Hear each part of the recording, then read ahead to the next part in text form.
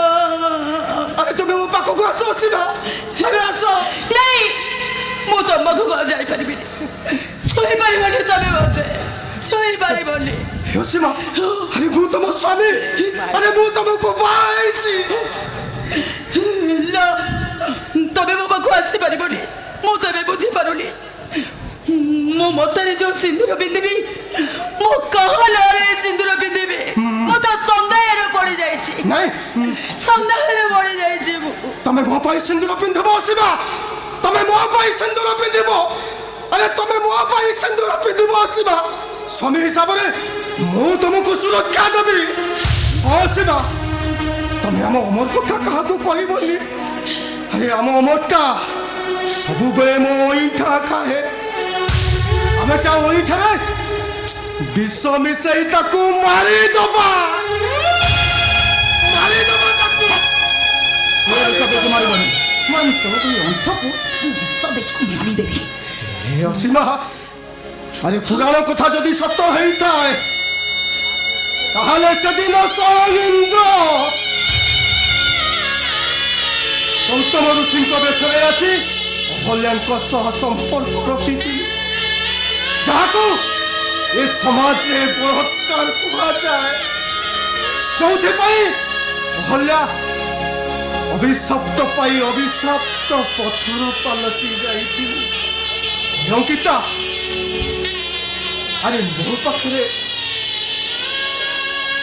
पुरुषत्व अच्छी अरे मानविकता अच्छी अरे मु तुमको पाप मुक्त करी हाँ सीमा अरे मु तुमको पाप मुक्त करी तम सान भाई अमर मते बलात्कार कला तम बळे अंध जणे मते रक्षा करि पारि ना मु एबे कहा रहिबी मते तमे केबे भी छोई पारिबोनी तमे मते को मु एबे कहा भाई सिंदूर पिंधेबी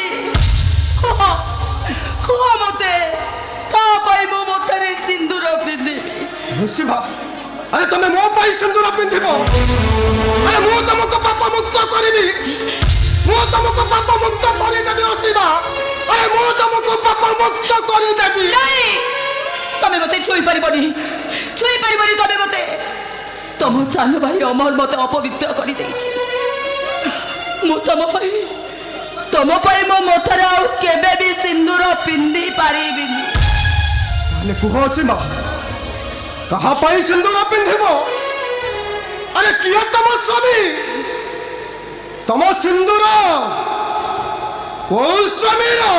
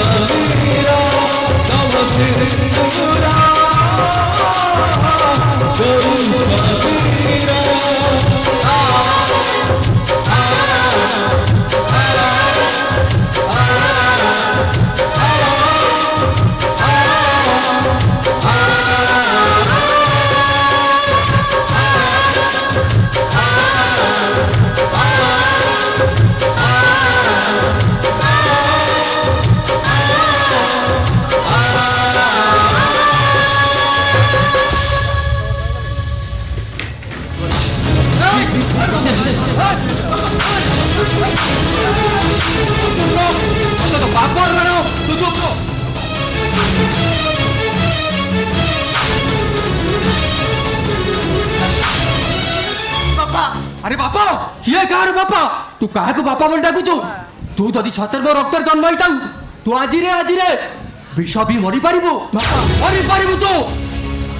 ମତେ ଏଇ ଥର ପାଇଁ ମତେ କ୍ଷମା କରିଦିଅ ବାପା, ମତେ ଏଇ ଥର ପାଇଁ ମତେ କ୍ଷମା କରିଦିଅ। ସାନ ଭଉଣୀଟା ବାହାଘର ହବ। ଆରେ ସାନ ଭଉଣୀଟା କୋଉ ଗୋଟେ କମ୍ପାନୀରେ ଚାକିରି କରି ଘର ଚଳେଇବ, ଆଉ ତୁ ସେଇ ପଇସାରେ ଖାଇଥାଇ ବୋଲି ତା ଝିଅକୁ ଭଲ ପାଇବୁ, ପ୍ରେମ କରିବୁ। ଆରେ ବାହାଚା ହୋଇ ନିଜ ସ୍ତ୍ରୀକୁ ପୋଷିବାର କ୍ଷମତା ତୋର ଅଛି ବାପା। ଏ ଘର ଏ ଜାଗା ତୋ ସାନ ଭଉଣୀ ରୋଜଗାର ଟଙ୍କାରେ ହେଇଛି। ତୁ ପୁରା ବଡ ଭାଇ ଆଜି ଯାଇ କିଛି କରିପାରିଛୁ?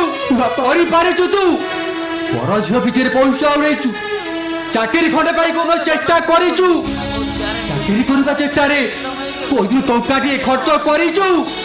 ଆରେ ଭଉଣୀଟାର ବାହାଘର ହବ, ସେ ପର ଘରକୁ ଯିବ, ସେ କଥା କେବେ ଚିନ୍ତା କରିଛୁ? ଘର ଚଳୁ କି ନ ଚଳୁ ମୁଁ ଆଗ ତା ବାହାଘର କରିବି ବାପା।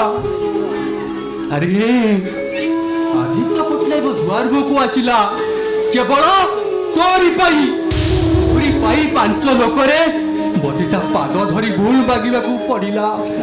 ତୋ ପରି କୁଳାଙ୍ଗର ନିର୍ଲଜ ପୁଅକୁ ତେଜ୍ୟ ପୁତ୍ର କରିବା କଥା, ତେଜ୍ୟ ପୁତ୍ର। ଥର ପାଇଁ ମତେ କ୍ଷମା କରିଦିଅ ବାପା, ମତେ ଏଇ ଥରକ ପାଇଁ କ୍ଷମା କରିଦିଅ। ବା ଚାହୁଁଛୁ ତୁ ହଁ ବାପା। ଗୋଟିଏ ସର୍ତ୍ତରେ ମୁଁ ତୋତେ ସେବା କରିଦେଇପାରେ। ଓ ବାପା, ମୁଁ ତମର ସବୁ ସର୍ତ୍ତରେ ରାଜି। ତୁ ଆଜିରେ ଏହି ମୁହୂର୍ତ୍ତରେ ଏ ଘର ଛାଡ଼ି ଚାଲି ଯା।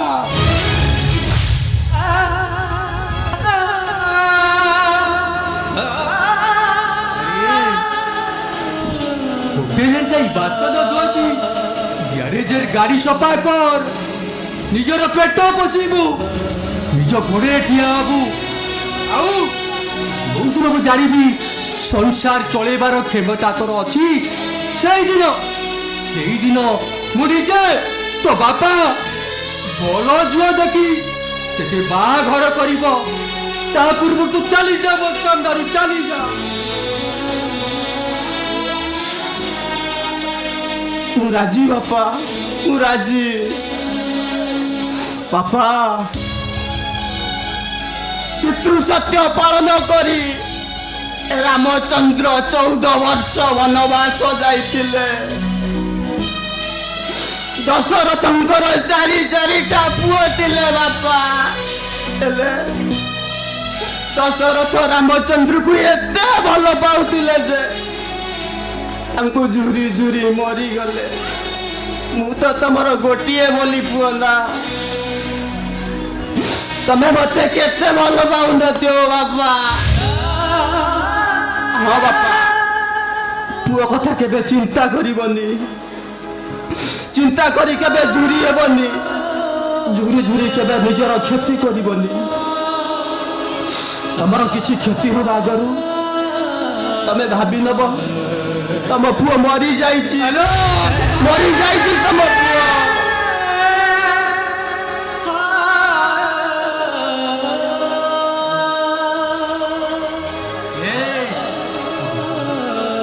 ଶୁଣ, ମୁଁ ଟିକେ ବାହାରକୁ ଯାଉଛି। ମୁଁ ଫେରିଲା ପୂର୍ବରୁ ତୁ ଯେମିତି ଏ ଘର ଛାଡ଼ି ବାହାରକୁ ଚାଲି ଯାଇ ବାପା।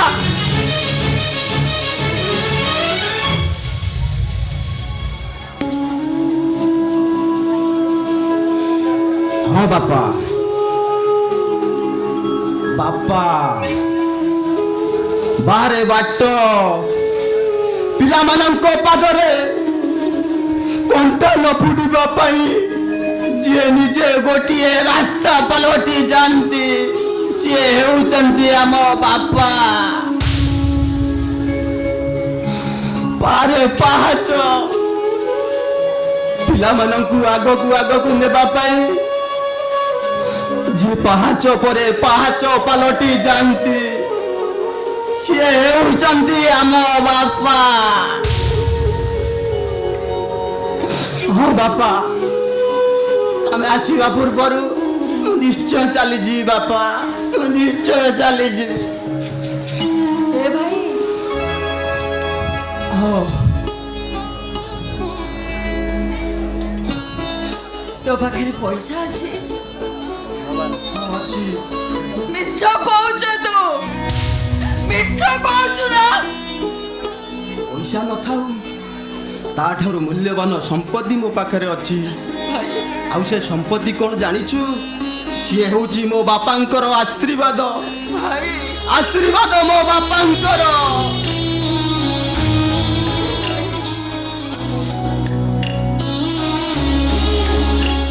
ବାପାଙ୍କର ଏକା ଜିଦ୍, ସେ ଆଗ ତୋ ବାହାଘର କରିବେ।